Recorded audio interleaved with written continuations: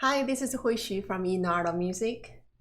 In this video, I will discuss one of the most frequently asked questions from students. How do I increase my speed for scales? Remember, what you need is not just simply increasing the speed. You need to learn how to increase the speed of playing without losing the precision or accuracy.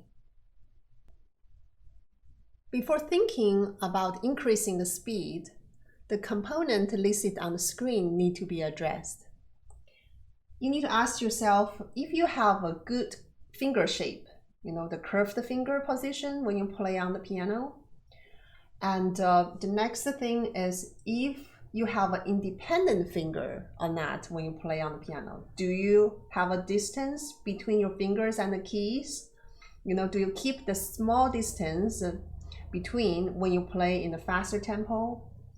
And the next thing you need to remember is about the correct fingering. That's the most important things. So use correct fingering is important because the wrong fingerings may cause awkward hand tension. And if you use wrong fingerings, you are not able to play fast at all. So what I recommend is this book, the Hanon, the Virtuoso Pianist, in 60 exercises for the piano. Number 39 in the book is for scales. So they marked all the fingerings for scales. This is just for your reference. And I want to give a disclaimer here.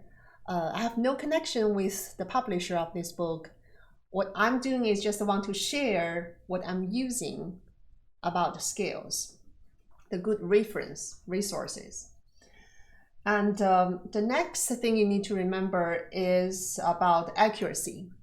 If you still play with a lot of mistakes on the scales, you better slow down your tempo and check for your problems, okay?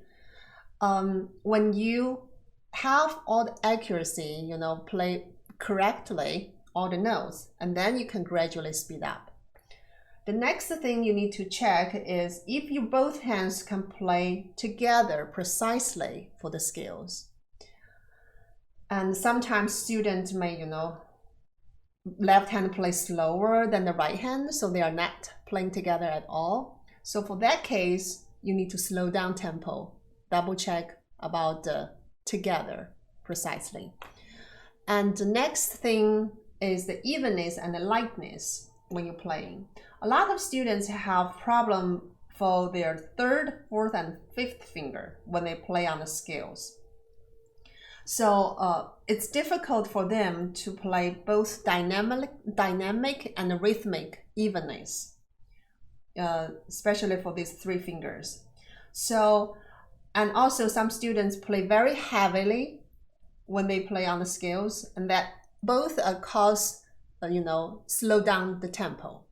So you need to double check for those problems before thinking about increasing the speed. Now let's move on to next step. Suppose you worked on all your problems, like your, finger posture and your fingering and your evenness and lightness of sound, and then you're ready to speed up your tempo. What I suggest to do in this time is set up your metronome in 60. What I'm playing now is at 16th notes. Quarter note equals 60. So play through a 4-octave scales and see if you feel comfortable or not.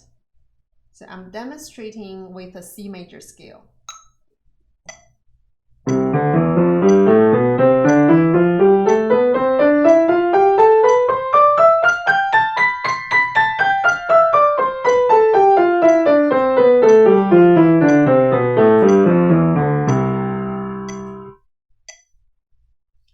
Okay, I feel very comfortable, and I think I played very smoothly and evenly. So I'm ready to move up to 70. and then 80, 90, or even 100. So by adding an increment of 10 numbers is suggested. So if you feel hard to add 10 numbers up, you may reduce to 5 numbers. That's fine too. Next step, if you achieved to 120, suppose, okay, and then you feel you got some problems. You feel your hands are not playing together, and then you're not playing very evenly. At this time, you need to practice by grouping notes together into small sets. For example, group the notes just for one octave. So suppose this is 120. And then I practice only for first octave.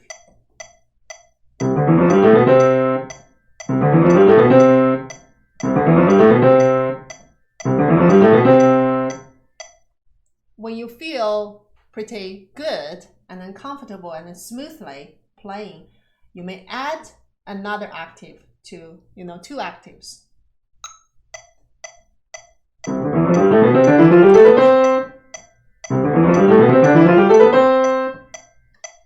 And then you feel pretty good, add another octave to 3 octaves, and then add another octave to 4 octaves. Same method when you come down to play the descending passage. Play only first octaves down, and then add 2 octaves, and then add 3 octaves, and then 4 octaves.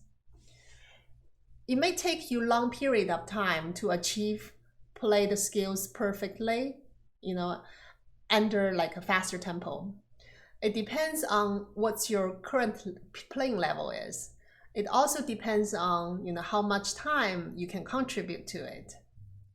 So by grouping a set of notes is the strategy for increasing the tempo. So of course it's based on you have to play precisely in slow tempo and then gradually move up and then speed up your tempo. So this is my suggestion for increasing the speed for scales. In my next video, I'll discuss about how to increase tempo for arpeggios. Thanks for watching. If you have any questions, you may leave comments for me. I'll see you next time.